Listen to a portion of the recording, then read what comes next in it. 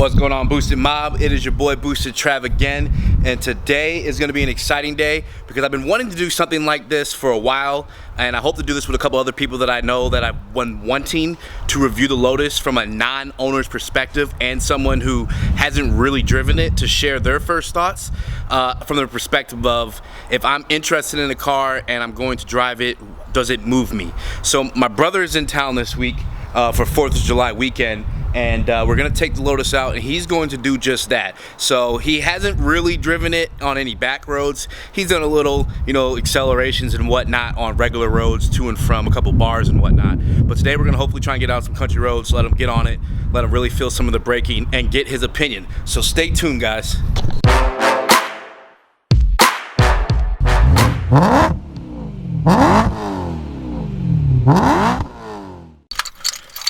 So the first hard trick with owning this car is starting it. He's done it a couple of times, but I'm not gonna tell him. Let's see if he knows the trick now. He probably won't. He's missing the key fundamental here. Is it dead? And the car's dead, guys. Wow, big L. Well, guys, it wouldn't be a Lotus if we didn't want it run into an issue already. I'm pretty sure the battery can no longer sustain any charge when it sits, which is, it is just what it is. So when I get the next battery, I'll make sure that I constantly keep it on the trickler, but that's basically that. So it definitely looks like it's going to rain out, even though the weather says sunny, no problems. I don't know where these weathermen get their stats from, but I mean, it's like if you stuck your head outside, you'd understand that whatever you're reporting is wrong. So hopefully on this drive we don't see any rain, but I'm already seeing lightning in the direction we're going, so we will find out. But we already know this car doesn't melt in the rain, so we won't worry about that. But we'll see if this will hinder our ability to really get on this car today. The cop just gave us a thumbs up. He likes our car. He approves. Appreciate it, sir. You are good to go. Oh, they're working on the street. We're widening it. Oh, shit. Punch it a little bit. God, I didn't expect that. It gets up. This shit took off. That took off. So we're gonna be taking this up for a little bit. Alright, so while we're heading up, I just want to ask you a couple of questions and you gotta answer them as short as possible. Favorite thing about the car so far? I mean, it rides smooth and it hugs the road. It feels a lot faster than like what the specs show. And it basically rides like a go-kart. Nice, so nice. No complaints. Least favorite thing? I know you just said no complaints, but there's gotta be a con. The least favorite thing I would say is starting it up. More complicated than it actually needs to be. And it just means nobody can steal your car because they don't know how to do it. Exactly. You know, they used to say that if you had a manual, they can't steal it because most people can't drive manual. But I guarantee if you haven't actually started this car before, you wouldn't know how to do it. Exactly. When you look at the interior, because the interior gets a lot of heat, do you think the interior looks bland? No, red is, me having red in my previous car, I don't think I can ever go to another, you know, another color interior. As far as, like the electronics, it's simple and it does what it needs to do. And you don't need anything over the top for a high performance car. This is not a car where you're looking to have all those experiences you'd get out of like a BMW, Mercedes-Benz, and those types of cars. Because this is basically a driver's person's car. You get what you pay for. You don't need any of the additional weight that's going to slow you down. So you don't want an integrated navigation system? Not necessary. All kinds of commands and touches you can do? Nope, not necessary for this car. You can get that in your daily driver, but you can daily drive this car, but this is a car for fun. You don't need navigation. You don't need to have that surround sound. You don't need to have the navigation, any of that stuff. It's not necessary. Okay, okay. How do you like the seating position, the kind of the lowness to the ground of the car is? I love it. I mean, you know, you feel like you're in a, like I said earlier, a go-kart. The seat hugs you. You drive low. It's nimble. So yeah, I love it. All right, we're about to see how much you love it once we actually get on some roads that you can take it on. Hopefully I don't miss our turn. We're gonna be making a right here soon. Yeah, that's No, it's not slow. It's not. Yeah, It's no. not super quick, but it's like Lamborghini speed fast, but or any of those super hypercars. But it's not. It's not slow. It's not slow.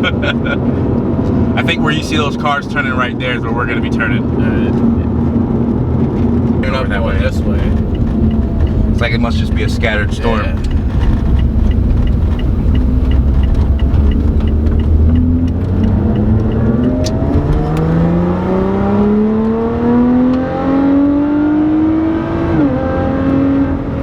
So good. Yeah, It just like it sounds so good. It just makes you want to keep your foot down and just keep banging the gears.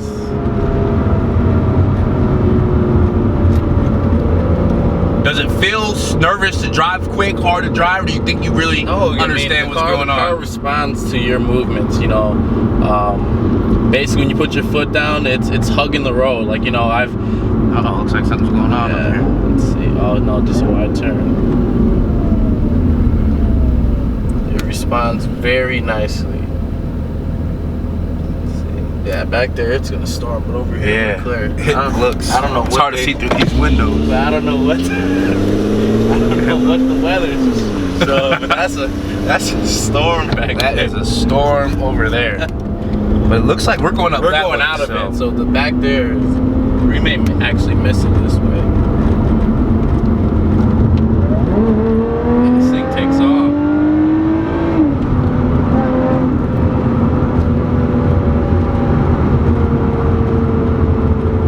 Sound is immaculate.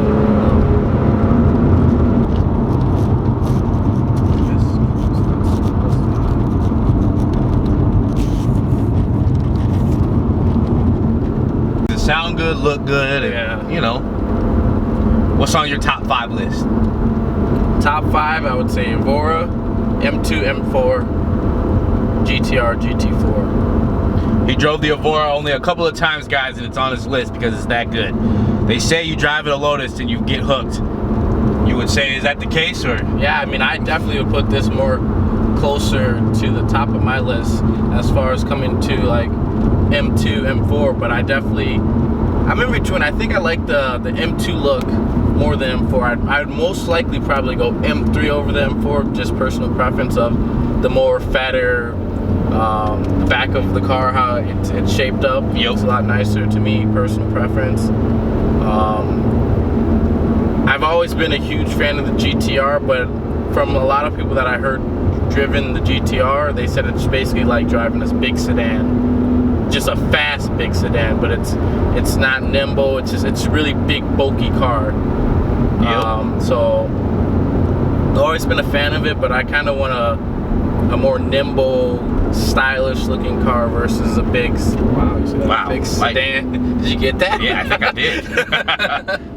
Yeah, you're shooting right at it. Alright, man, you driving like a grandpa out here. Well, I was trying to talk and think of my thoughts, but can I move down here now? Well, relatively, I mean, I ain't gonna. This thing takes off though. Yeah, I mean, I cannot complain. Nice houses back here. Yeah, I mean, there's some little McMansions back here. That was real close.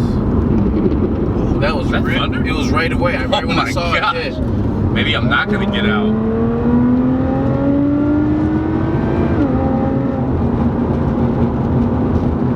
That's some nice houses.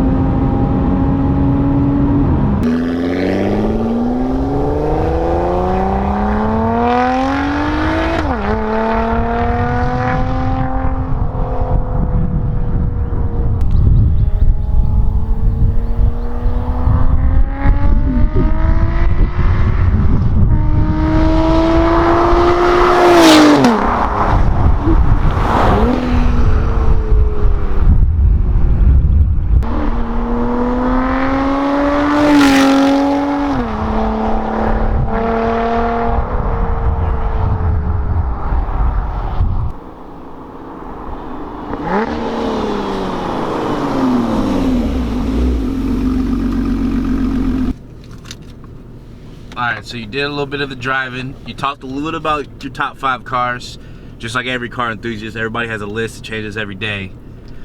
As a person who may be really considering a Lotus, aside from, you know, it's not that expensive, but it's relatively expensive. What are your ultimate ending thoughts after kind of getting on it, experiencing the sound, all that jazz? I mean, when I drive a Lotus, you know, it's the closest thing you're gonna feel like as you're driving like a Lamborghini, you're driving a McLaren, you're driving a Ferrari. You get that supercar feeling as the sound, the look, the nimbleness, how low you're to the ground, and also just like the funness of driving it. It's not going to be a family car where you take it around. It's going to be a car that you take out and you know you're going to have a lot of fun. You know, you can buy like a BMW, but you can take your family around the BMW. You have all the specs, you have all the GPS, you have all those additional things. The Lotus, you're not going to get that. You're going to get just pure driving. You're going to have all that funness to the car, and it's going to drop all the additional stuff that you don't need and all the stuff that adds additional weight. As far as interior, I mean, it's spot on. You know, you have the red leather, you have the nice stitching that's put into the leather. You have the many drive modes. You can choose between sport, race. So you get what you pay for. I mean, I'm definitely considering wanting to buy a Lotus for my next car. Outside of that, if I had unlimited budget, I mean, the next car that I would definitely enjoy getting into is a GT3 RS. So I would definitely take the Lotus and then run with that until I can get a GT3 RS. I mean, you're gonna get the closest feeling of that out of a Lotus. You know, outside of the only negative things I have to say about it is starting this car. It's hard.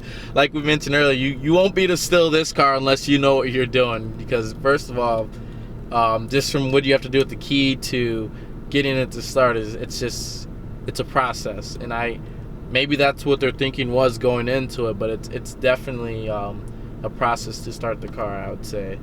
Outside of that, I don't have any major complaints. I mean, other than, you know, you feel like you're in a go-kart, so you're gonna get more sound when you're on the roads. I didn't get to put the full potential in because I haven't driven a Lotus that much, so I'm sure I can hit those curves a lot faster than I did. I was being more conservative with it. I didn't want to wreck the car. So it's definitely it's a good driving experience, I would say.